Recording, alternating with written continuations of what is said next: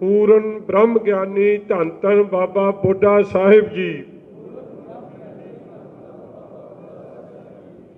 पूਰਨ ब्रह्म ज्ञानी धन धन बाबा बुढ़ा साहिब जी। पूਰਨ ब्रह्म ज्ञानी धन धन बाबा बुढ़ा साहिब जी। पूਰਨ ब्रह्म ज्ञानी धन धन बाबा बुढ़ा साहिब जी। पूਰਨ ब्रह्म ज्ञानी धन धन बाबा बुढ़ा साहिब जी। बोले सो निहाल। सत श्री अकाल। अपार बख्शिश ते कोटन कोट शुकराना भाई थोड़ा सब दा। मेरे ते जे इल्जाम लगे सन ना जी, ते जे जिहा परचा मेरे ते सरकारां ने दिता सी, आम तौर ते यह जिहा NDPS का परचा किसी दे हो जाए ना तो पिंड वाले मूँह नहीं लाउंदे। ये कोई बड़ा यह जिहा परचा नहीं जिहड़ा ਆਪਾਂ कह सकते सूरमिया ते होया। घटिया किस्म का अत नीच दर्जे का परचा ਉਹ ਦਾਸ ਤੇ ਕੀਤਾ कि ਇਹਨੂੰ बेइज्जत जलील करना। और परचा जिस तरीके नाल होया, ये गल थोड़े तो लुकी छिपी नहीं किसी तो। और ये जलालत 2013 की मैं रोज झलदा आया, किसी नाल इस गल का दुख नहीं साझा किया क्योंकि विरोधियों को होर कुछ कहण नूं मेरे खिलाफ सी नहीं।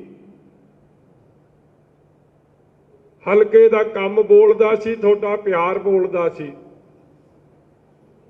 कोई यह नहीं कह सकता सीगा कि असीं मजीठीए कोल काम कराउण गए ते असीं पैसे दे के काम कराए। अज तक इन्हां नूं बंदा नहीं लभ्या। करप्शन का मेरे ते कोई एलीगेशन नहीं, होर किसी किस्म की कोई एलीगेशन नहीं। किसी ने कदे मैनूं शराब पींदिया नहीं वेख्या, कदे ठेके ते डिग्गिया नहीं वेख्या। ते विरोधियों नूं होया कि हुण इहनूं घेरना किवें। उन्हां नूं ऐ हो गया कि इहनूं जलील करो, जिहड़ा सब तो वड्डा तरीका मिलदा। और जलील करन दा तरीका मैनूं किसी एजेंसी ने, किसी कोर्ट ने अज तक कदे गुनाहगार नहीं दस्सिया। इसलिए मैं इस गल का भी धन्नवादी हाँ कि लख हज़ारां कोशिशां बाद भी कई साबका मुख्यमंत्री होके गए हैं, हमेशा उन्होंने एक गल कही है कि प्रूफ लियाओ, मजीठीए नूं सवेरे कार्रवाई कर देंगे।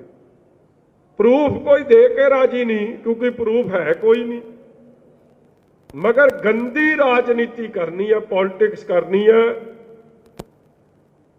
और वो पॉलिटिक्स सिर्फ इसलिए करनी है कि मजीठीए नूं जलील करना। साध संगत जी की यह जी पॉलिटिक्स का राजनीति का कोई भला होया?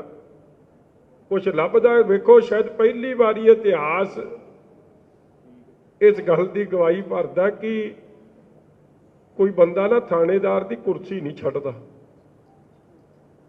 मैं अज ऑन रिकॉर्ड धन्नवाद करन लग्या, भावें अफसरां नूं मुश्किल भी पैदा होगी, मगर जे मैं दिलों धन्नवाद नहीं किया तो मेरे मन च भी रंज रह जाऊगा कि सरकारां करके मैं दब गया।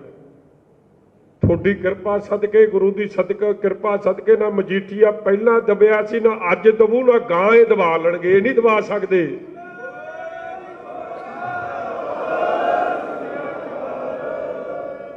मजीठीआ दबदा जां डरदा ते वो सच्चे पातशाह मालिक तो डरदा ते जां उहदी संगत तो डरदा जिहदे विच रब वसदा। साध संगत जी, सोता साहब DGP लगे सी कि नहीं लगे सी? पहला दिनकर गुप्ता DGP सी, उन्हां नूं हटाया गया ते सोता साहब नूं लाया गया। ਔਰ ਸੋਤਾ ਸਾਹਿਬ ਨੂੰ ਉਸ ਵੇਲੇ ਜਦੋਂ ਬਦਲ ਕੇ ਲਾਇਆ ਗਿਆ, ਦਿਨਕਰ ਗੁਪਤਾ ਜੀ ਨੂੰ ਡੀਜੀਪੀ ਤੋਂ ਬਦਲ ਕੇ ਸੋਤਾ ਸਾਹਿਬ ਨੂੰ ਲਾਇਆ ਗਿਆ, ਆ ਚੰਨੀ ਸਾਹਿਬ ਮੁੱਖ ਮੰਤਰੀ ਇਹ ਉਹਨੂੰ ਕਹਿੰਦੇ ਮੈਂ ਤੂੰ ਜੂਨੀਅਰ ਸੀ, ਤੈਨੂੰ ਮੈਂ ਇਸ ਲਈ ਲਾਇਆ ਕਿ ਤੂੰ ਮੇਰੇ ਆਖੇ ਜੋ ਮੈਂ ਕਹਾਂ ਆਪਦੇ ਸਿਆਸੀ ਮਫਾਦ ਵਾਸਤੇ, ਫਾਇਦੇ ਵਾਸਤੇ, ਤੂੰ ਉਸ ਗੱਲ ਤੇ ਪਹਿਰਾ ਦੇਂਗਾ। ਸਾਧ ਸੰਗਤ ਜੀ, ਮੈਂ ਤਾਂ ਨਾ ਡੀਜੀਪੀ ਲਾਉਣ ਜੋਗਾ ਸੀ ਤੇ ਨਾ ਕਿਸੇ ਨੂੰ ਐਡਵੋਕੇਟ ਜਨਰਲ ਲਾਉਣ ਜੋਗਾ ਸੀ, ਮਗਰ ਮੈਂ ਧੰਨਵਾਦੀ ਆ ਉਸ ਸ਼ਖਸ ਦੇ। ਜਦ ਉਹਨੂੰ ਕਿਹਾ ਗਿਆ ਇਹ ਪਰਚਾ ਕਰੋ ਤੇ ਸੋਤਾ ਸਾਹਿਬ ਕਹਿੰਦੇ ਜੀ ਮੈਂ ਇਹ ਜੀ ਡੀਜੀਪੀਸ਼ਿਪ ਨਹੀਂ ਕਰਕੇ ਰਾਜੀ ਜਿਹਦੇ 'ਚ ਬੇਬੁਨਿਆਦ ਝੂਠੇ ਪਰਚੇ। ਹੁਣ ਤੁਸੀਂ ਮੈਨੂੰ ਜੀ ਸੱਦ ਕੇ ਸਵੇਰੇ ਬਦਲ ਦਿਓ, ਮੈਂ ਡੀਜੀਪੀ ਰਹਿ ਕੇ ਰਾਜੀ ਨਹੀਂ। ਦੱਸੋ ਕੋਈ ਥਾਣੇਦਾਰ ਲੱਭਦਾ ਛੇਤੀ ਕਿਤੇ ਜਿਹੜੀ ਇਹ ਗੱਲ ਕਹਿ ਦੇਵੇ ਕਿ ਮੈਨੂੰ ਡੀਜੀਪੀ ਰਹਿਣ ਦਿਓ? ਕੋਈ ਕੁਰਸੀ ਨਹੀਂ ਛੱਡਦਾ ਆਪਦੀ। ਡੀਜੀਪੀ ਤੱਕ ਦੀ ਕੁਰਸੀ ਠਕਰਾਤੀ ਕਿ ਝੂਠੇ ਕੰਮ, ਝੂਠੇ ਪਰਚੇ, ਮੈਂ ਨਹੀਂ, ਮੈਨੂੰ ਬਦਲ ਦਿਓ। ਔਰ ਉਹੀ ਗੱਲ ਹੋਈ ਦਿਨਕਰ ਗੁਪਤਾ ਜੀ ਤੋਂ ਬਾਅਦ ਸੋਤਾ ਸਾਹਿਬ ਨੂੰ ਲਾਇਆ। ਸੋਤਾ ਸਾਹਿਬ ਨੇ ਜਦ ਇਨਕਾਰ ਕੀਤੀ ਉਹਨਾਂ ਨੂੰ ਬਦਲਿਆ ਤੇ ਸਾਧ ਸੰਗਤ ਜੀ ਲਾਇਆ ਕਿਹਨੂੰ ਗਿਆ? ਸਿਧਾਰਥ ਚੱਟੋਪਾਧਿਆਏ ਨੂੰ। ਸ਼ਾਇਦ ਤੁਹਾਨੂੰ ਇਸ ਗੱਲ ਦਾ ਅੰਦਾਜ਼ਾ ਨਹੀਂ, ਚੱਟੋਪਾਧਿਆਏ ਉਹ ਚੱਟੋਪਾਧਿਆਏ ਜਿਹਨੇ ਬਾਦਲ ਸਾਹਿਬ ਤੇ ਵੀ ਝੂਠਾ ਪਰਚਾ ਪਾਇਆ ਸੀ। ਅਖੀਰ 'ਚ ਕੋਰਟ ਨੇ 2004 'ਚ ਉਹਨਾਂ ਨੂੰ ਬਰੀ ਕੀਤਾ ਸੀ, ਮਗਰ ਉਹ ਪਰਚਾ ਪਾਇਆ ਕਿਹਨੇ? ਸਿਧਾਰਥ ਚੱਟੋਪਾਧਿਆਏ ਨੇ।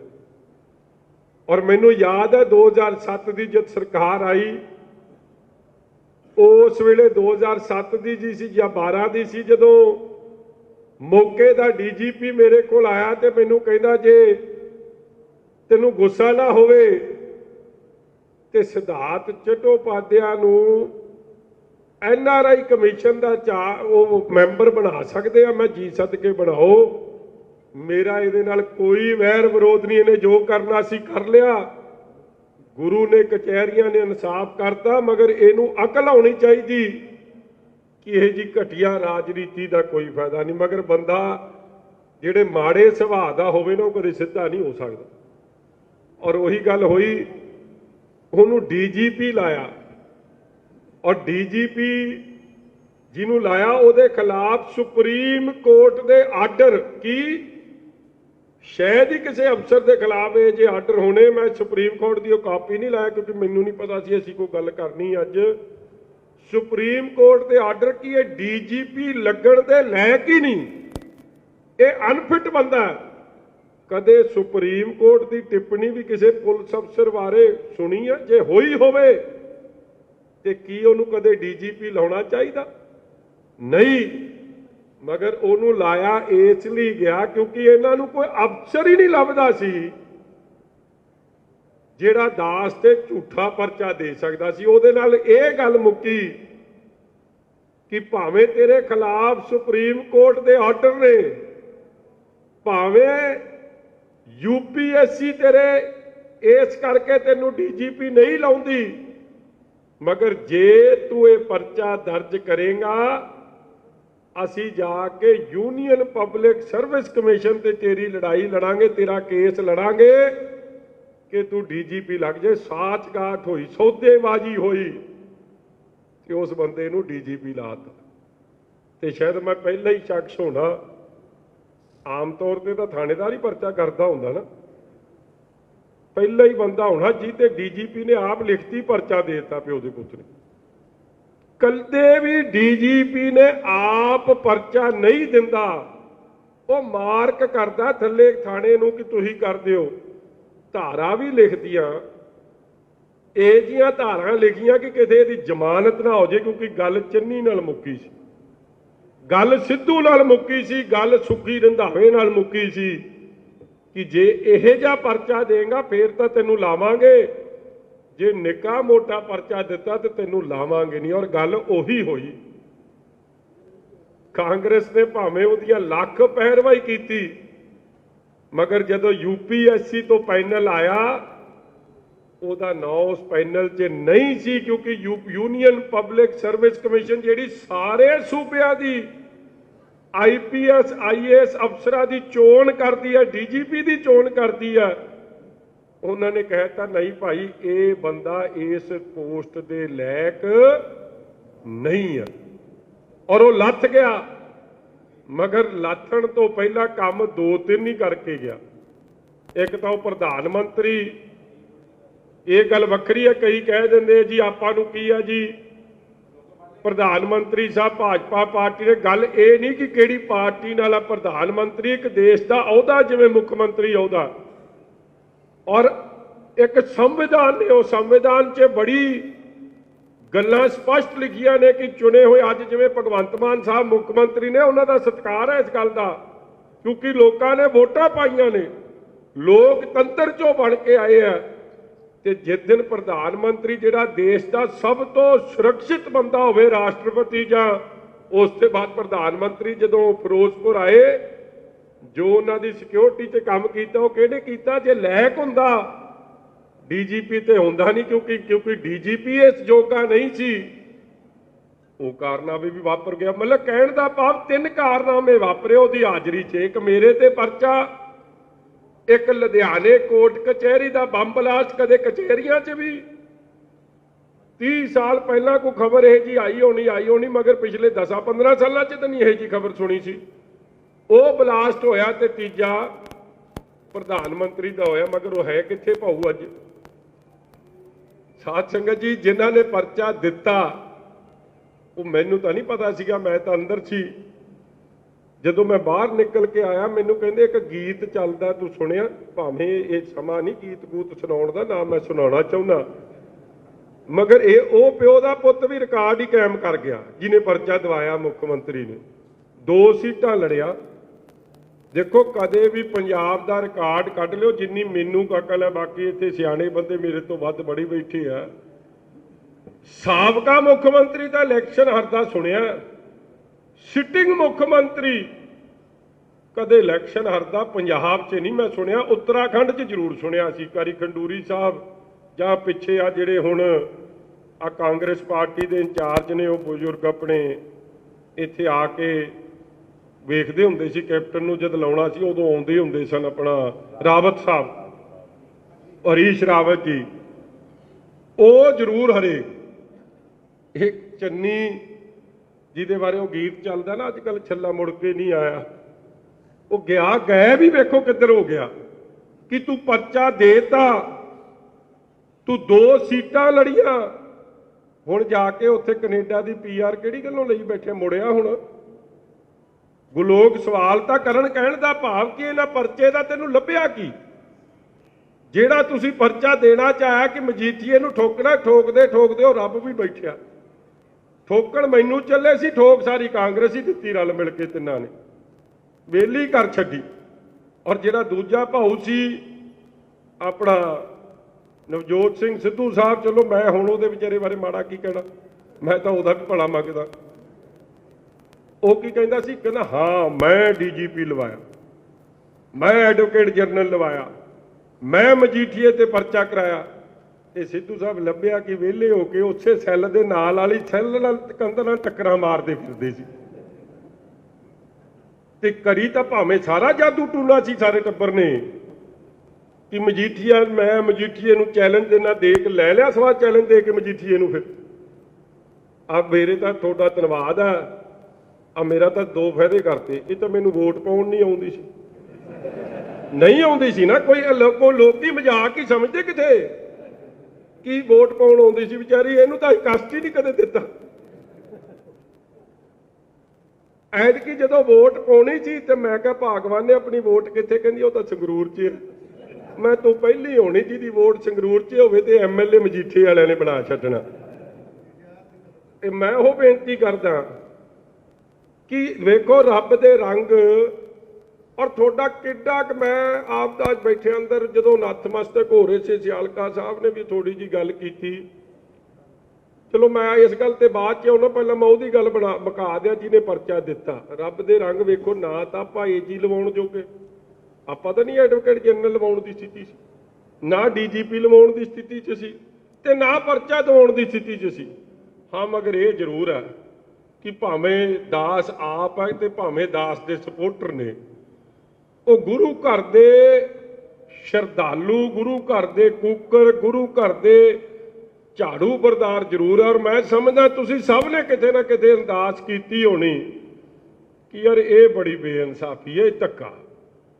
ਰੱਬ ਦੇ ਰੰਗ ਵੇਖੋ ਫਿਰ, 32 ਸਾਲ ਬਾਅਦ ਉੱਥੇ ਹੀ ਆ ਕੇ ਡਿੱਗਿਆ ਜਿੱਥੇ ਮਜੀਠੀਏ ਨੂੰ ਘੱਲਿਆ ਸੀ।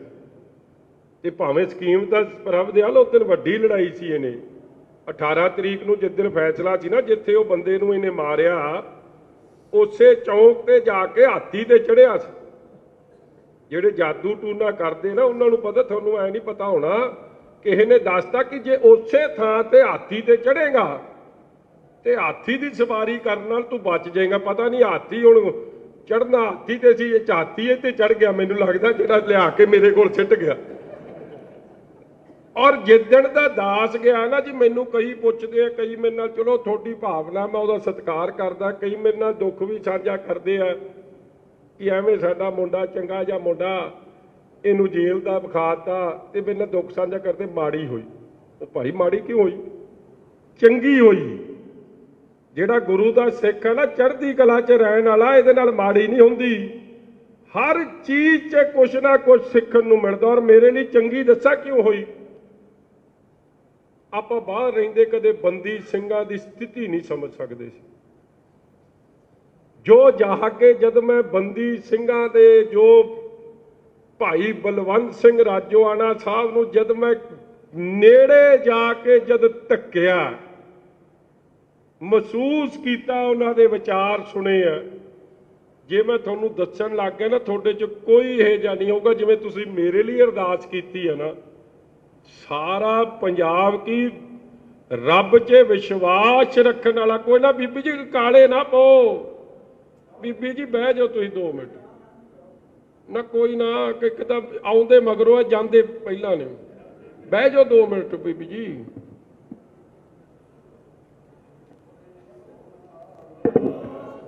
ਧੰਨਵਾਦ, ਧੰਨਵਾਦ। ਸ਼ਾਇਦ ਕੋਈ ਮਹਿਸੂਸ ਨਹੀਂ ਕਰ ਸਕਦਾ।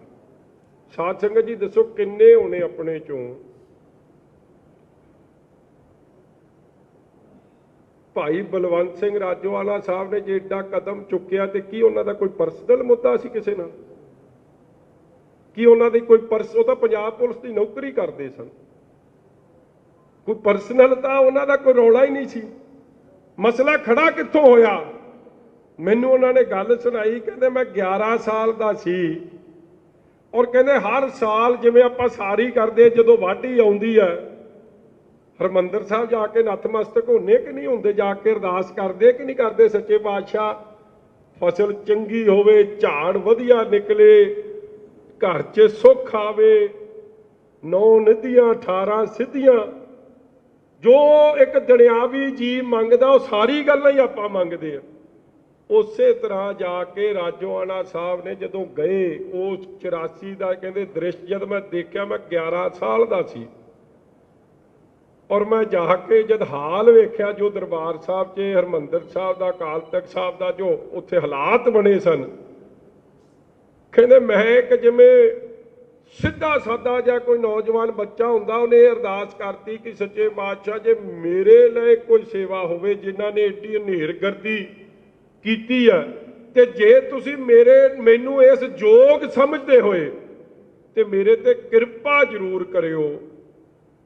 ਜਿਹੜੀ ਸਰਕਾਰਾਂ ਇਨਸਾਫ ਨਹੀਂ ਦੇ ਰਹੀਆਂ, ਜਿੱਥੋਂ ਜਾ ਕੇ ਜਿਸ ਦਰ ਤੋਂ ਆ ਕੇ ਲੋਕ ਝੋਲੀਆਂ ਭਰ ਕੇ ਜਾਂਦੇ ਆ, ਜਿਸ ਦਰ ਤੋਂ ਆ ਕੇ ਲੋਕ ਪੁੱਤਰਾਂ ਦੀਆਂ ਧੀਆਂ ਦੀਆਂ ਸੁੱਖ ਮੰਗਦੇ ਨੇ, ਜਿਸ ਦਰ ਤੇ ਆ ਕੇ ਲੋਕ ਆਪਣੀ ਜ਼ਿੰਦਗੀ, ਲੋਕ ਸੁਖੀਏ ਪਰ ਲੋਕ ਸੁਹੇਲੇ ਕਰਦੇ ਨੇ, ਉਸ ਦਰ ਦਾ ਅੱਜ ਟੈਂਕਾਂ, ਤੋਪਾਂ, ਗੋਲੀਆਂ ਨਾਲ ਜੋ ਹਾਲ ਹੋਇਆ, ਗੁਰੂ ਸਮਤ ਬਖਸ਼ੋ, ਮੈਨੂੰ ਬਲ ਬਖਸ਼ੋ ਕਿ ਮੈਂ ਵੀ ਕੌਮ ਖਾਤਰ ਇਹ ਪੰਥ ਖਾਤਰ ਆਪ ਦੀ ਕੋਈ ਸੇਵਾ ਨਿਭਾ ਸਕਿਆ। ਕਹਿੰਦਾ ਮੈਂ ਅਰਦਾਸ ਕੀਤੀ ਤੇ ਮੈਂ ਚਲੇ ਗਿਆ। ਔਰ ਇਹ 11 ਸਾਲ ਦੀ ਉਮਰ ਦੀ ਗੱਲ, ਕਹਿੰਦੇ ਮੁੜ ਕੇ ਮੈਂ ਪੰਜਾਬ ਪੁਲਿਸ 'ਚ ਭਰਤੀ ਹੋ ਗਿਆ। ਮਤਲਬ ਜਿਵੇਂ ਬੰਦਾ ਗੱਲ ਕਹਿ ਕੇ ਭਾਵੁਕ ਹੋ ਕੇ ਰੱਬ ਦੇ ਚਰਨਾਂ 'ਚ ਕਹਿਤਾ ਜਾਂਦਾ, ਕਹਿੰਦਾ ਮਗਰ ਮੈਂ ਮੁੜ ਕੇ ਕੋਈ ਸਕੀਮ ਨਹੀਂ ਬਣਾਈ, ਕੋਈ ਜੋੜ ਤੋੜ ਨਹੀਂ ਕੀਤਾ। जाके पुलिस का टेस्ट दिता, जिवें हज़ारां ही बच्चे बच्चियां जाके अपने पिंडां चों दिंदे आ। मैं भर्ती हो गया। जगबाणी अखबार दे अदारे दे एक पत्रकार दा पटियाले च मैं गनमैन लग्या ते मैं उहदी हिफाजत की जदों उत्ते अटैक होया। और कहंदा उत्थे मैं जिथे पंजाबी इतिहास दियां किताबां उत्थे पढ़दा सां। कहंदा एक दिन हालात बने जद मैं आपदी खेड मैदान च खेड ला रहा सी ते गल हो गई कि सानू इंसाफ नहीं मिलना 84 का, कि सानू दिल्ली च जो कतलेआम होए उहदा इंसाफ नहीं मिलना। जे रोज सरदार बेअंत सिंह दे राज च जो बच्चे बच्चियां दा हर घर च जदों जाके कही ठीक है कि ਉਹਦੇ ਬਾਰੇ ਅੱਜ ਫੇਰ किंतु परंतु ਚੱਲੂ कि मजीठीए ने गल की। मैं ਉਹਦੀ भावना दसदा और ਉਹੀ भावना थोड़ी सी ਜਦੋਂ 92 ਤੋਂ 97 ਦੇ ਵਿੱਚ ਆ ਕੇ ਆਪਣੇ ਘਰਾਂ 'ਚ ਪੁਲਿਸ ਜਿਹਨੂੰ ਮਰਜ਼ੀ ਫੜ ਕੇ ਲੈ ਜਾਂਦੀ ਸੀ ਤੇ ਮੁੜ ਕੇ ਪਤਾ ਲੱਗਦਾ ਸੀ ਕਿ ਫਲਾਣੀ ਨਹਿਰ 'ਚੋਂ ਕਾਕਾ ਲੱਭਿਆ ਜਾਂ ਫਲਾਣੇ ਨਹਿਰ 'ਚ ਸਾਰੇ ਦਾ ਸਾਰਾ ਪਰਿਵਾਰ ਰੋੜਤਾ। ਕਹਿੰਦੇ ਜਦ ਉਹ ਹਾਲਾਤ ਤੇ ਕੋਈ ਇਨਸਾਫ ਨਹੀਂ, कहते असी मन बना लिया कि असी कोई बेअंत सिंह के परिवार के खिलाफ नहीं सी, असी उस जमात के खिलाफ हो गए जिन्हें अकाल तख्त साहब ढह ढेरी किया, जिन्होंने 84 के कतलेआम जेनोसाइड कराए, नस्लकुशी की ते फौज नूं आउण तो रोकिया। असी उस जमात के खिलाफ हो गए जिन्होंने पंजाब च खून दियां नदियां वगातियां। कहते असी आप दा जो करना सी करता। फिर साध संगत जी अगले हुण मैं मोटी गल नहीं क्योंकि लम्मी चौड़ी कहानी है, ये बड़ा कुछ अज ही चल पैना। मैं किसी वेले टाइम प्रैस वाले ने सारी गल करूँगा। उन्होंने कहते फिर जदे सारा कुछ हो गया, आम तौर पर आप कोर्ट च जाके की कहने कि मैं बेकसूर हाँ जी, मैं नहीं कोई गलती की। साहब बलवंत सिंह राजोआणा साहब ने जाके की कहा कोर्ट च, हाँ मैं कीता ते मेरे करन दा कारण 84 सी, श्री अकाल तख्त साहब ते अटैक सी जो पंजाब च होया, वो कारण सी। कदे मुकरे नहीं, अज तक नहीं मुकरे। ते की सच बोलण दी भी फिर सजा हुंदी है। जिन्हां ने कबूलिया कि उन्हां नूं अज 27 साल पूरे हो गए आ, उन्हां नूं फांसी लग गई। फांसी की उम्र कैद च तब्दील होवे, ये सरकार ने लिखा, श्रोमणी गुरुद्वारा प्रबंधक कमेटी ने। क्योंकि राजोआणा साहब नूं जद सारे बेनती करने वास्ते गए कि राजोआणा साहब थोड़ी मौत की जिहड़ी सजा है बदली नहीं जा सकती जब तक तुसीं नहीं लिख के दोगे। कहंदे राजोआणा साहब का जवाब सी, मैं नहीं हुण पिछे हटदा, माफ करनी है तो सरकारां कर देण। साडे ये गल समझदे होया कि हालात की बने, मगर मैं आपदी मौत नूं मैनूं जिहड़े दियोड़ी च अफसर सन ना, वो दसदे जिस दिन कहंदे सुपरिटेंडेंट ने गल दसी, घबराउंदा घबराउंदा कहंदा दसदा सी कि पहला 5-7 अफसर इकट्ठे होए, उन्होंने जिवें मेरे नाल तुसीं दुख साझा करदे हो, मेरा तो बहुत मतलब निक्की जी गल है। मगर राजोआणा साहब नूं जदों दसना सीगा कि तेरे मौत दे वारंट आ गए है, ते दियोड़ी च जद उहनूं दस्सिया सुपरिटेंडेंट ने कि तेरी मौत दे वारंट आ गए है, जहेदार उठ के सब तो पहला 5 जकारे छड्डे, बोले सो निहाल। दियोड़ी वाले अफसर मैनूं कहंदा असीं एडा चढ़दी कला दा सिंह नहीं वेखिया, ते कहंदा जिन्नूं मैं उडीकदा सां हुण वो आ गई है। तो तुसीं हैरान होंगे, 16 नंबर चक्की है राजोआणा साहब की, 16 नंबर। तो उत्थों जिहड़ी मौत का फंदा है ना, जिथे मौत दिंदे आ, वो किन्ने कदम है किसी नूं पता? 16 कदम पुट्टे ते वो थां है।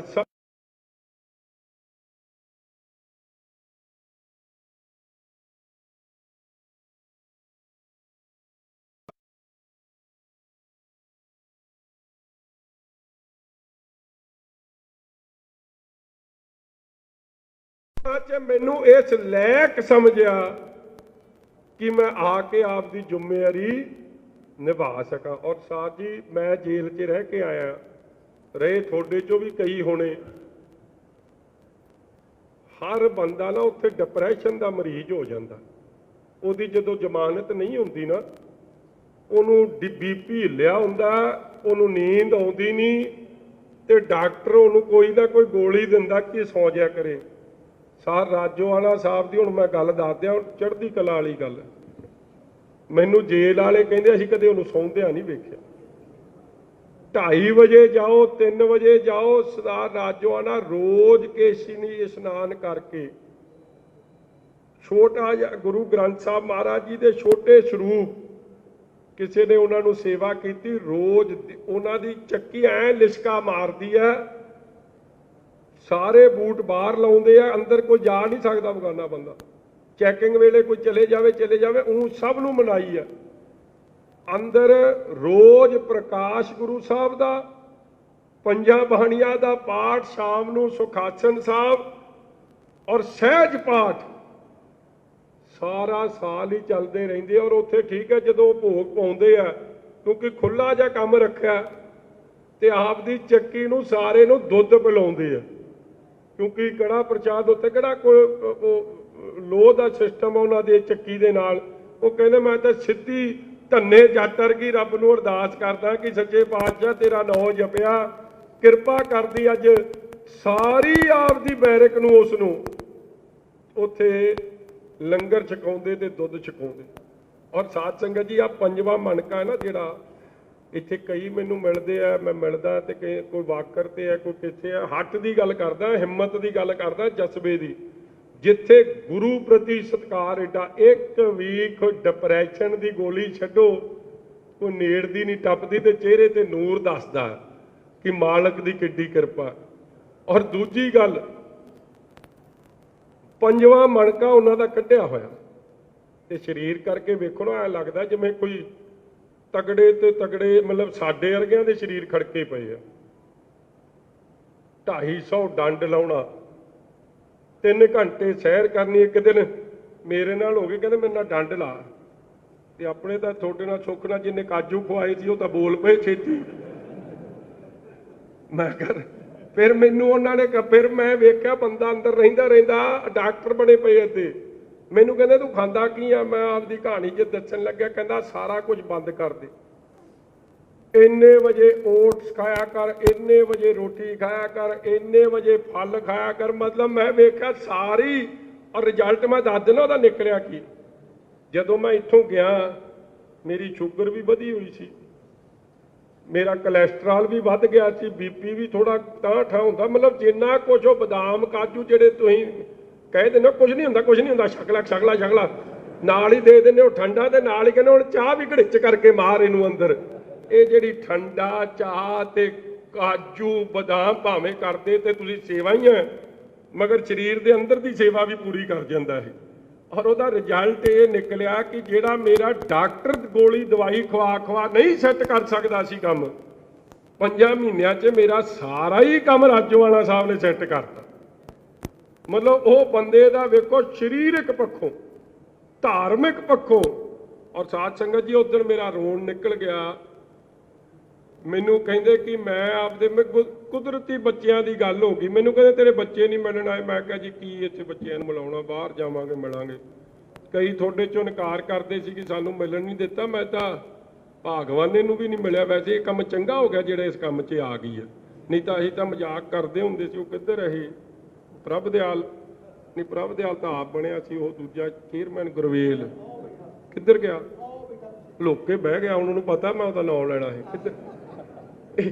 ये भी मेरे मैं इन्हों हसदा सी, हुण मैं इन्हां वर्गा हो गया।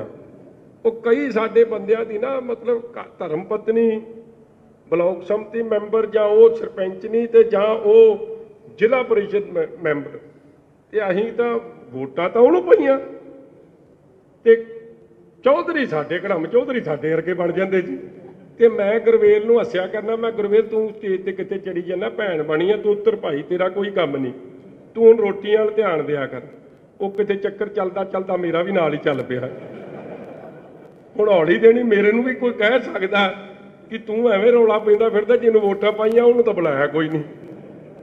आ साडे सत्कारयोग भैन जी भी बैठे आ, वो कित्थे अपना कित्थे नहीं आ बैठे जी इत्थे, ਉਹ बैठा मगर कोई फिक्र ना करो दरबार साहब, असीं सारे हुण इक्को वैरायटी के बंदे मैं जिन्होंने हसदा सी, फिर मैं रात को सोचा वे सोचता सी, मैं रब ने लगता ये मेरे जिहड़ा मैं टिचर टुचर करता सी माड़ी मोटी वो मेरी मुकाउणी सी, वो भी मुक गई।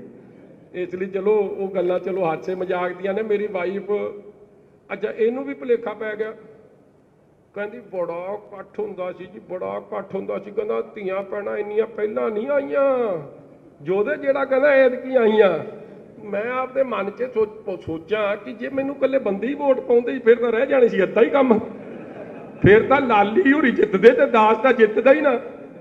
मैं इहनूं आख्या, मैं कहा तूं एवें भुलेखे च ना रह, ये वोट ये तेरे करके निकल के आ गए, अरदासां मेरियां ही करदियां सी मेरियां भैणां, ये अरदास बेनतियां दुआवां मैनू ही दिंदियां, तदे मैं 23,000 ते मैं भी जितदा सी। ये ठीक है तूं 26 ते जित गई, तैनूं लगदा शायद ये वोट ही नहीं पाउंदियां सी इहनूं।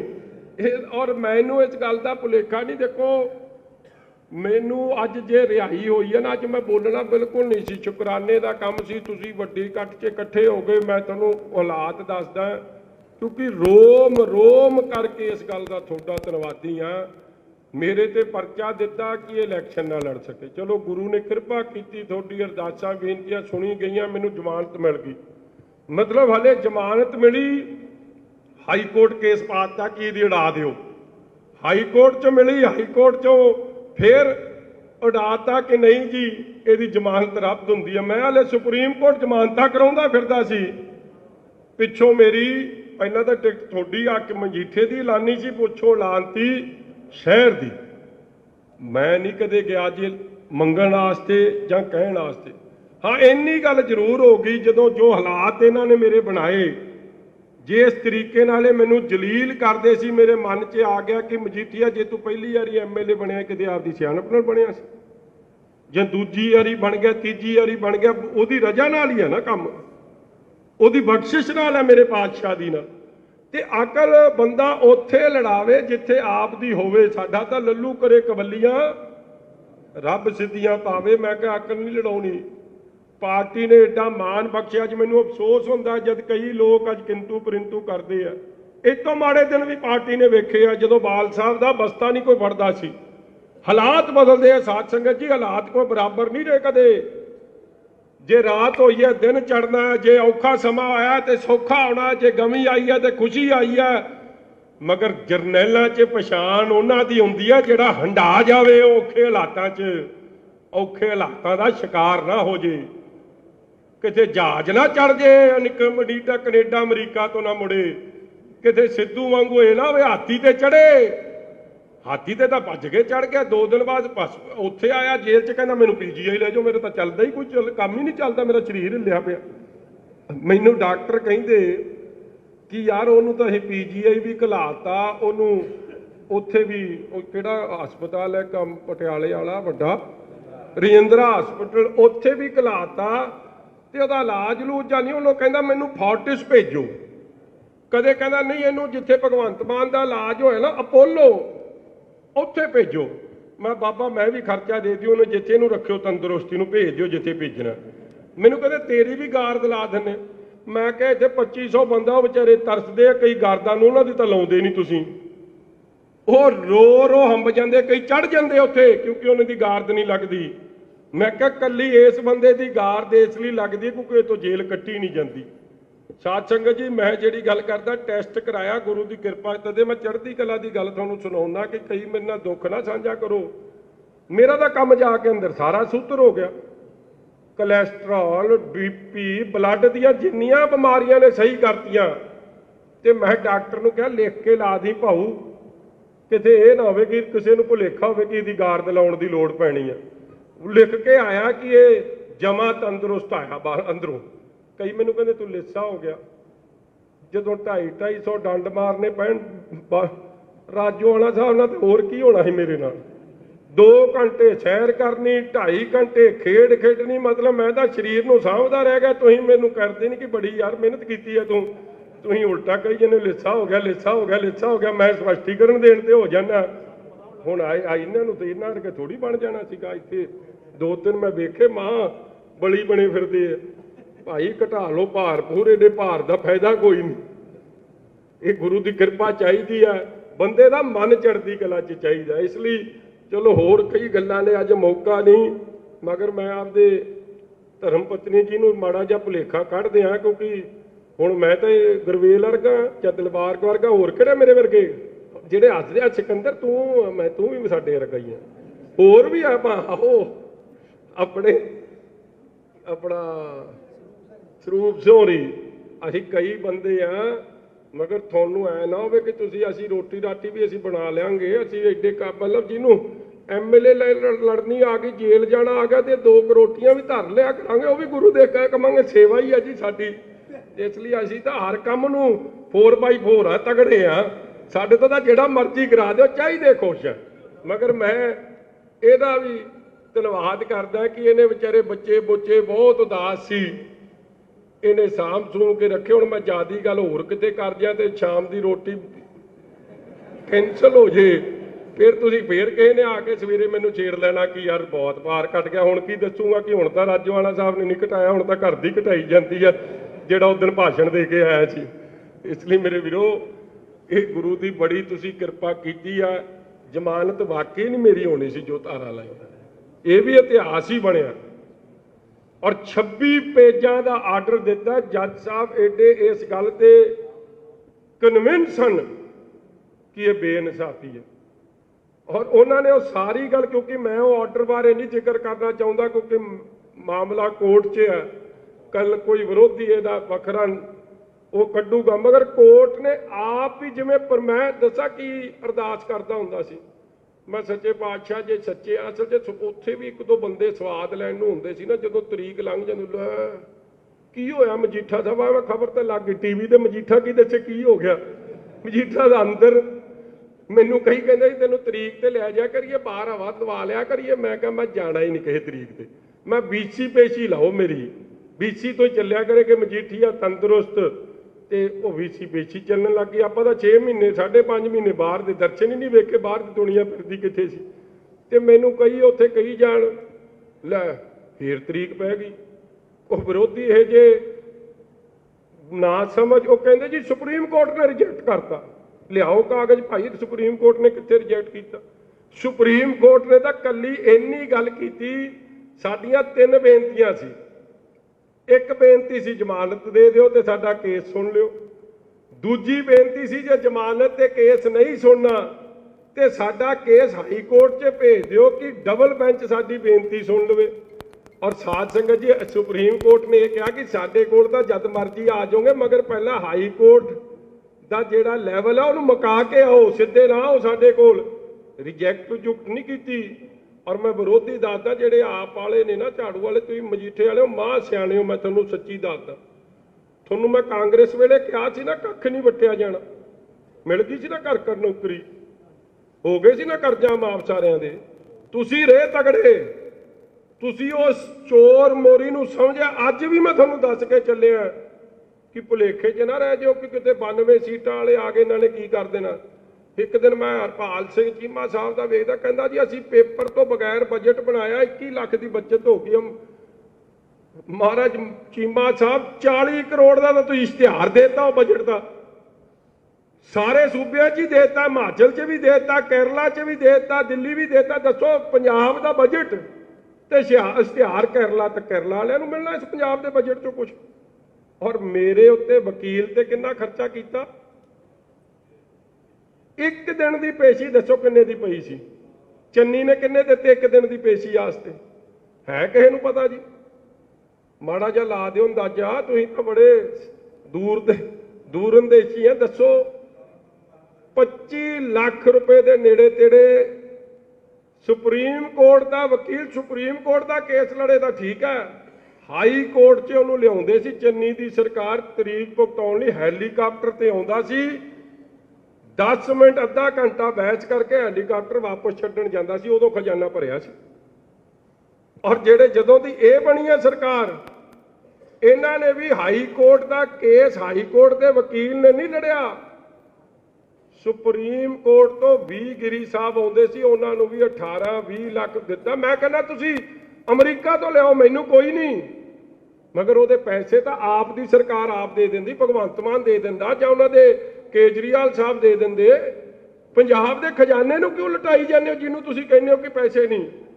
ਤੇ ਵਿਰੋਧੀਆਂ ਨੂੰ ਕੱਲਾ ਠੋਕਣ ਵਾਸਤੇ ਤਾਂ ਖਜ਼ਾਨਾ ਭਰ ਜਾਂਦਾ, ਲੋਕਾਂ ਨੂੰ ਸਹੂਲਤ ਦੇਣ ਵਾਸਤੇ ਉਦੋਂ ਖਜ਼ਾਨਾ ਖਾਲੀ ਹੋ ਜਾਂਦਾ, ਉੱਡ ਜਾਂਦਾ। ਇਹ ਜੀ ਪੋਲਿਟਿਕਸ ਚੱਲੀ।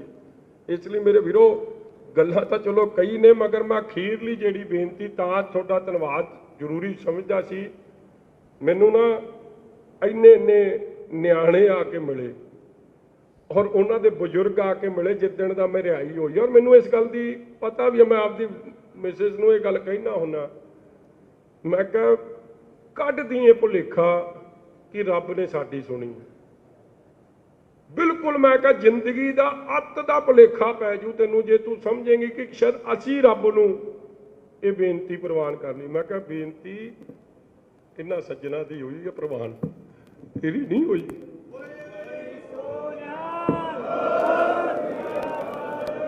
ਇਹਨਾਂ ਮਾਵਾਂ ਭੈਣਾਂ ਦੀਆਂ ਬੇਨਤੀਆਂ ਜਿਹੜੀਆਂ ਮੈਨੂੰ ਕਦੇ ਸ਼ਾਇਦ ਜ਼ਿੰਦਗੀ 'ਚ ਵੀ ਨਹੀਂ ਮਿਲੀਆਂ। ਸ਼ਾਇਦ ਮੈਂ ਉਹਨਾਂ ਦੇ ਘਰ ਜਾ ਕੇ ਆਪਣੀਆਂ ਭੈਣਾਂ ਦੇ ਪਰਿਵਾਰ ਨੂੰ ਮਿਲ ਕੇ ਆ ਗਿਆ, ਉਹਨਾਂ ਨੂੰ ਮੈਂ ਕਦੇ ਮਿਲਿਆ ਹੀ ਨਹੀਂ। ਉਹਨਾਂ ਨੇ ਦੂਰੋਂ ਜਿੱਥੋਂ ਰਸੋਈ 'ਚੋਂ ਮੈਨੂੰ ਅਸੀਸ ਦਿੱਤੀ। ਅੱਜ ਉਸੇ ਕਰਕੇ ਜਿਹੜੀ ਜ਼ਮਾਨਤ ਆਮ ਤੌਰ ਤੇ ਸ਼ਾਇਦ 3 ਸਾਲ ਨੂੰ ਹੋਣੀ ਚਾਹੀਦੀ ਸੀ, ਜੋ ਸ਼ਰਾਰਤਾਂ ਚੱਲ ਰਹੀਆਂ ਸੀ ਉਹ 5 ਮਹੀਨਿਆਂ 'ਚ ਹੋ ਗਈ। ਸਾਧ ਸੰਗਤ ਜੀ, ਇਹ ਹਾਲਾਤ ਸੀ ਕੇਸ ਦੇ ਕਿ ਤੁਹਾਨੂੰ ਕੀ ਕਈ ਮਤਲਬ ਕੇਸ ਦੇ ਪੱਖ ਹੈ ਜਿਹੜਾ ਪਬਲਿਕਲੀ ਗੱਲ ਕੀਤੇ ਫਾਇਦਾ ਨਹੀਂ, ਇਕੱਲੇ ਦੱਸਾਂਗਾ। ਔਰ ਇਹੀ ਗੱਲ ਮੈਨੂੰ ਕਰ ਦਿੰਦਾ, ਮੈਂ ਕਿਹਾ MLA ਬਣੇ ਨਾ, ਹੁਣ ਤਾਂ 22 ਬਣੇ ਸ਼ਾਇਦ, 18 ਕਾਂਗਰਸ ਦੇ, 3 ਸਾਡੇ ਤੇ 1 ਆਜ਼ਾਦ। ਕਿੰਨਾ ਮਾਰਜਨ ਰਿਹਾ ਜੀ ਸਭ ਦਾ। ਅੱਜ ਆ ਰੰਧਾਵਾ ਸਾਹਿਬ ਜਿਹੜਾ ਹਰਲਲ ਕਰਦਾ ਫਿਰਦਾ ਸੀ ਭਾਊ, ਕਿੰਨੇ ਤੇ ਜਿੱਤ ਕੇ ਆਇਆ? 485 ਵੋਟਾਂ ਦੇ। ਉਹਦਾ ਜਿੱਤੇ ਦਾ ਵੀ ਨਹੀਂ ਪਤਾ ਲੱਗਦਾ, ਉਹਨੂੰ ਦੱਸਣਾ ਪੈਂਦਾ, ਐਡਾ ਕੰਮ ਰੁੜ ਚੱਲਿਆ ਸੀ। ਉਹ ਜਿਹੜੇ ਇਹਨਾਂ ਦੇ ਪ੍ਰਧਾਨ ਸਾਹਿਬ ਨੇ ਉਹ 1100 ਤੇ ਕਾਂਗਰਸ ਦੇ। ਮਤਲਬ ਇਹ ਇਲੈਕਸ਼ਨ ਉਹ ਹੈ ਜਿੱਥੇ ਕੈਪਟਨ ਸਾਹਿਬ ਵਰਗੇ ਵੱਡੇ ਵੱਡੇ ਸ਼ਖਸੀਅਤਾਂ ਰਹਿ ਗਈਆਂ। ਔਰ ਜਿੰਨੀ ਕਾਂਗਰਸ ਦੀ ਕੈਬਨਿਟ ਜਿਹੜੀ ਪਿਛਲੀ ਸੀ ਜਿੱਤ ਕੇ 70% ਰਹਿ ਗਈ। ਜੇ ਜਿੱਤ ਕੇ ਆਈ ਤੇ ਕੁਛ ਆਏ ਆ ਤੇ ਕੋਈ 1000 ਤੇ 5000 ਤੇ। ਮੈਂ ਇਹਨੂੰ ਕਹਿਣਾ ਹੁੰਦਾ ਕਿ ਮੈਂ ਕਿਹਾ ਰੱਬ ਵੀ ਕੋਈ ਮਿਹਰ ਕਰੇ ਕਿ ਅਸੀਂ ਤੁਹਾਡਾ ਆਸਾਨ ਲਾ ਸਕਦੇ ਹਾਂ। ਰੋਮ ਰੋਮ ਕਰਕੇ ਵੀ ਧੰਨਵਾਦ ਕਰਾਂਗੇ ਤਾਂ ਵੀ ਨਹੀਂ ਤੁਹਾਡਾ ਆਸਾਨ ਕਦੇ ਲਾ ਸਕਦੇ। ਕਿ ਚੌਥੀ ਵਾਰੀ ਕਈ ਮੈਨੂੰ ਕਹਿੰਦੇ ਆ ਮਜੀਠੀਆ ਤੂੰ ਆਪ ਲੜ ਲੈਂਦਾ, ਸਾਡੀ ਸ਼ਾਨ ਇੱਥੇ ਵਰਦਣੀ ਸੀ। ਤੁਸੀਂ ਇਸ ਤੋਂ ਵੱਡਾ ਸੰਕੇਤ ਕੀ ਦੇਤਾ ਕਿ ਜਿਹਨੂੰ ਕੇਸਾਂ 'ਚ ਠੋਕਿਆ ਸੀ, ਜਿਹਨੂੰ ਇਸ ਕੰਮ ਤੇ ਅੜਾਇਆ ਸੀ ਕਿ ਇਲੈਕਸ਼ਨ ਨਾ ਲੜ ਸਕੇ, ਉਹ ਆਪ ਦੀ ਬੇਟੀ ਨੂੰ, ਆਪ ਦੀ ਭੈਣ ਨੂੰ, ਦਾਸ ਦੀ ਧਰਮ ਪਤਨੀ ਨੂੰ ਤੁਸੀਂ 26,000 ਵੋਟਾਂ ਨਾਲ ਜਿਤਾ ਕੇ ਭੇਜਿਆ। ਆਪੋਜੀਸ਼ਨ ਦੇ ਬੈਂਚ 'ਚ ਵਿਰੋਧੀ ਧਿਰ 'ਚ ਜਿਹੜੇ ਬੈਂਦੇ ਉਹਦਾ ਰਿਕਾਰਡ ਕਾਇਮ ਕਰਤਾ। ਕੋਈ 5-7 ਹਜ਼ਾਰ ਵਾਲੇ ਨੇ, ਉੱਥੋਂ ਗਾਹ ਵਾਲਾ ਕੋਈ ਨਹੀਂ।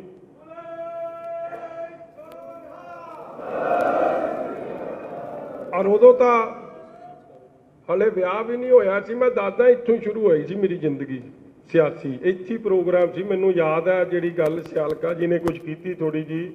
ਆ ਸਮਰਾ ਸਾਹਿਬ ਉਦੋਂ ਤਾਂ ਇਹ ਨਹੀਂ ਐਕਟਿਵ ਸੀ, ਇਹ ਤਾਂ ਹੁਣ ਬਜ਼ੁਰਗ ਹੁੰਦੇ ਜਾਂਦੇ, ਇਹ ਵੀ ਭਾਊ ਘੱਟ ਐਕਟਿਵ ਸੀ। ਉਹ ਤਾਂ ਬਜ਼ੁਰਗ ਬੰਦੇ ਸੀ। ਉਹ ਬੈਠੇ ਆ ਬਾਪੂ ਰਤਨ ਸਹੋਰੀ ਸੀ, ਆ ਕੁਛ ਸਾਡੇ ਬਜ਼ੁਰਗ ਨਹੀਂ ਰਹੇ ਇੱਥੇ, ਆ ਜਹੇਦਾਰ ਸਾਹਿਬ ਹੋ ਰਹੇ ਸਨ, ਕਈ ਇਹ ਜਿਹੇ ਬਜ਼ੁਰਗ ਸਨ ਜਦੋਂ ਮੈਂ ਪਹਿਲੀ ਵਾਰੀ ਆਇਆ ਸੀ। ਔਰ ਵੇਖੋ ਹਰ ਤਰੀਕੇ ਦੀ ਹਨੇਰੀ ਝੱਖੜ ਚੱਲੀ। ਕੇਜਰੀਵਾਲ ਸਾਹਿਬ ਨੇ ਇੱਥੇ ਪੈਰੇ ਲਾਏ ਮਗਰ ਇੱਥੋਂ ਲੋਕਾਂ ਨੇ ਸਾਥ ਨਹੀਂ ਛੱਡਿਆ। ਇਸ ਲਈ ਇਹਨਾਂ ਦੀ ਤਾਂ ਆਪਾਂ ਜਿੰਨੀ ਸੇਵਾ ਕਰ ਦਈਏ ਨਾ, ਰੱਬ ਸਾਂਭ ਲੂ ਸਾਡੇ ਨਿਆਣੇ। ਉਹਨੇ ਦਾਤ ਦਿੱਤੀ ਉਹ ਸਾਂਭੂ। ਮੈਂ ਕਹਿੰਦਾ ਆਪਾਂ ਇਹਨਾਂ ਦੇ ਨਾਲ ਦਿਨ ਰਾਤ ਹੋ ਕੇ ਵਿਚਰ ਜੀਏ, ਰੱਬ ਜ਼ਿੰਦਗੀ ਦੀਆਂ ਸਾਰੀਆਂ ਖੁਸ਼ੀਆਂ ਤੇਰੀਆਂ ਝੋਲੀਆਂ 'ਚ ਪਾ ਦੂੰ। ਮੈਂ ਤੈਨੂੰ ਅੱਜ ਦੱਸ ਕੇ ਚੱਲਿਆ।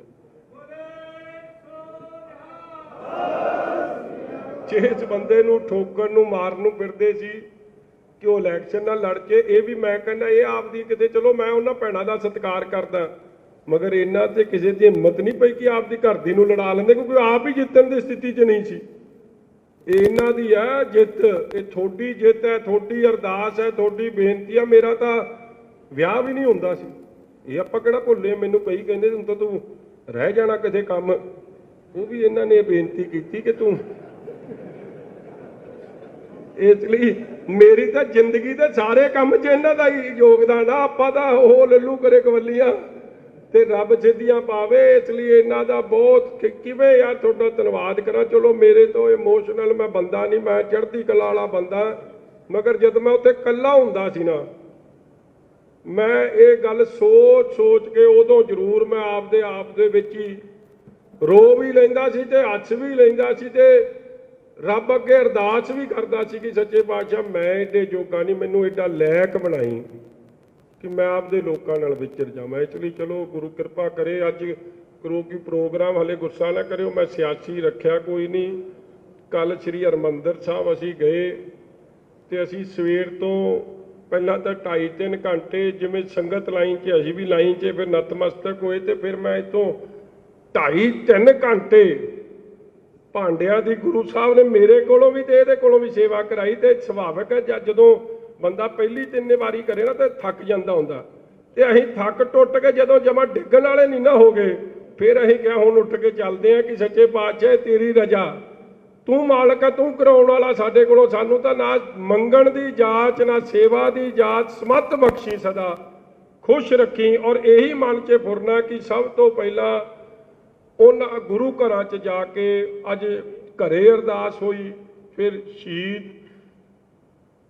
ਬਾਬਾ ਦੀਪ ਸਿੰਘ ਜੀ ਮਹਾਰਾਜ ਦੇ ਚਰਨਾਂ 'ਚ, ਧੰਨ ਧੰਨ ਬਾਬਾ ਦੀਪ ਸਿੰਘ ਜੀ ਮਹਾਰਾਜ ਦੇ ਚਰਨਾਂ 'ਚ ਨਤਮਸਤਕ ਹੋਏ, ਖੁਸ਼ੀਆਂ ਲਈਆਂ। ਹੁਣ ਤੁਹਾਡੇ ਕੋਲ ਆਏ ਆ, ਗੁਰੂ ਗ੍ਰੰਥ ਸਾਹਿਬ ਮਹਾਰਾਜ ਦੇ ਚਰਨਾਂ 'ਚ ਨਤਮਸਤਕ ਹੋਏ ਆ। ਧੰਨ ਧੰਨ ਬਾਬਾ ਦੀਪ ਸਿੰਘ ਜੀ ਮਹਾਰਾਜ ਤੋਂ ਬਾਅਦ ਧੰਨ ਧੰਨ ਬਾਬਾ ਬੁੱਢਾ ਸਿੰਘ ਬਾਬਾ ਬੁੱਢਾ ਜੀ ਦੇ ਚਰਨਾਂ 'ਚ ਨਤਮਸਤਕ ਹੋ ਕੇ ਹੁਣ ਇਸ ਤੋਂ ਬਾਅਦ ਕੱਲ ਬਾਬਾ ਬਕਾਲਾ ਸਾਹਿਬ, ਕਿਉਂਕਿ ਇੱਥੋਂ ਆਪਣੇ ਹਲਕੇ ਦੇ ਜਿਹੜੇ ਮਹਿਤੇ ਵਾਲੇ ਨੇ ਨਾ, ਉਸ ਪਾਸੇ ਦੇ ਸੱਜਣਾ ਨੇ ਹਰੇਕ ਬੰਦੇ ਨੇ ਹਰੇਕ ਥਾਂ ਹੀ ਅਰਦਾਸ ਕੀਤੀ, ਕਿ ਇਹਨੇ ਘਰ ਬਹਿ ਕੇ ਕੀਤੀ ਹੈ, ਕਿਸੇ ਨੇ ਕਿੱਥੇ ਕੀਤੀ ਹੈ, ਕਿਸੇ ਨੇ ਕਿੱਥੇ ਕੀਤੀ ਹੈ। ਇਸ ਲਈ ਪਹਿਲਾਂ ਗੁਰੂ ਘਰਾਂ ਦਾ ਇੱਕ ਵਾਰੀ ਪੂਰਾ ਅੱਜ ਮੈਂ ਉੱਥੇ ਸੋਚਾ ਸੋ ਆਪਣਾ ਅਰਦਾਸ ਕਰ ਰਿਹਾ ਸੀ ਤੇ ਉਹਨੇ ਗਵਾਲੀਅਰ ਸਾਹਿਬ ਦੀ ਗੱਲ ਕੀਤੀ ਹੈ, ਗਵਾਲੀਅਰ ਵੀ ਜਾ ਕੇ ਆਈ, ਮਤਲਬ ਭਾਵਨਾ।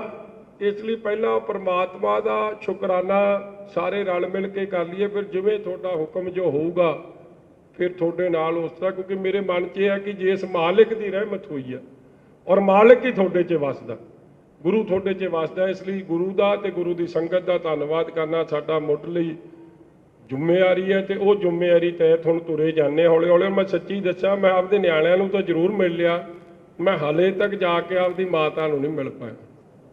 ਹਾਲੇ ਤੱਕ ਮੈਂ ਮਾਤਾ ਨੂੰ ਕਿਹਾ ਸੀ ਮੈਂ ਮੱਥਾ ਟੇਕ ਕੇ ਆਪਦੇ ਹਲਕੇ ਵਾਲਿਆਂ ਦਾ ਤੈਨੂੰ ਸ਼ੁਕਰਾਨਾ ਕਰਕੇ ਫੇਰ ਆਉਂ ਤੇਰੇ ਕੋਲ, ਕਿਉਂਕਿ ਉਹ ਤੁਰ ਫਿਰ ਨਹੀਂ ਸਕਦੇ, ਦਿੱਲੀ ਨੇ।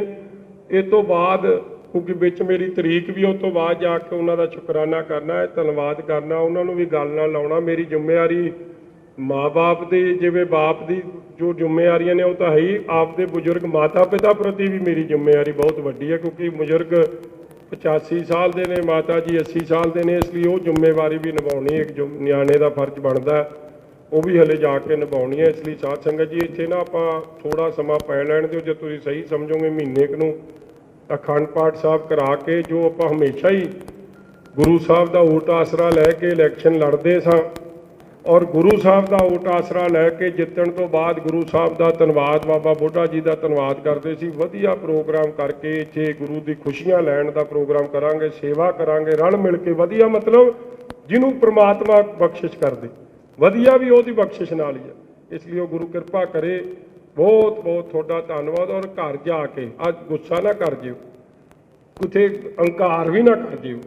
ਜੇ ਮੇਰੀ ਮੰਨਦੇ ਹੋ ਤੇ ਸਾਰਿਆਂ ਨੇ ਜਾ ਕੇ ਆਪਣੇ ਬੱਚਿਆਂ ਦਾ, ਧੀਆਂ ਭੈਣਾਂ ਦਾ, ਮੇਰੀਆਂ ਸਤਿਕਾਰਯੋਗ ਭੈਣਾਂ ਦਾ, ਆਪਣੀਆਂ ਮਾਵਾਂ ਦਾ ਧੰਨਵਾਦ ਜ਼ਰੂਰ ਮੇਰੇ ਕੋਲੋਂ। ਮੈਂ ਹੱਥ ਜੋੜ ਕੇ ਚਰਨ ਪੱਟ ਕੇ ਤੁਹਾਨੂੰ ਇਹ ਗੱਲ ਕਹਿਣਾ ਕਿ ਉਹਨਾਂ ਦੀ ਅਰਦਾਸਾਂ ਬੇਨਤੀਆਂ ਜੇ ਸਾਨੂੰ ਇੱਥੇ ਲਿਆਈ ਹੈ, ਉਹਨਾਂ ਦਾ ਧੰਨਵਾਦ ਜ਼ਰੂਰ ਕਰਿਓ। ਜਦ ਮੈਂ ਵੀ ਆਊਂਗਾ ਮੈਂ ਵੀ ਕਰਕੇ ਜਾਊਂਗਾ। ਬਹੁਤ ਬਹੁਤ ਤੁਹਾਡਾ ਧੰਨਵਾਦ।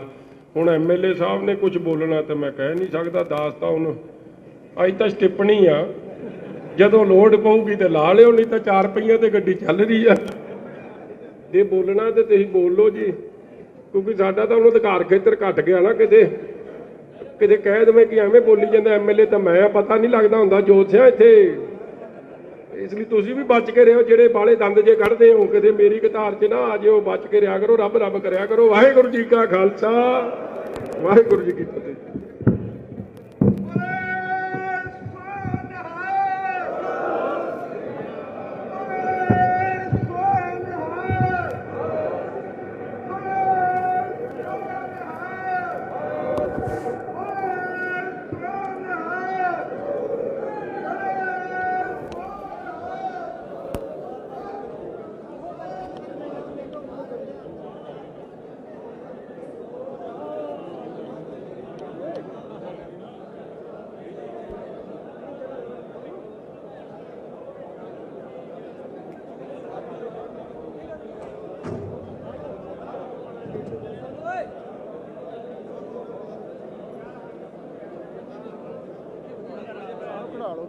ਭੱਜ ਗਿਆ ਓਏ, ਉਹਨੂੰ ਭੱਜ ਗਿਆ।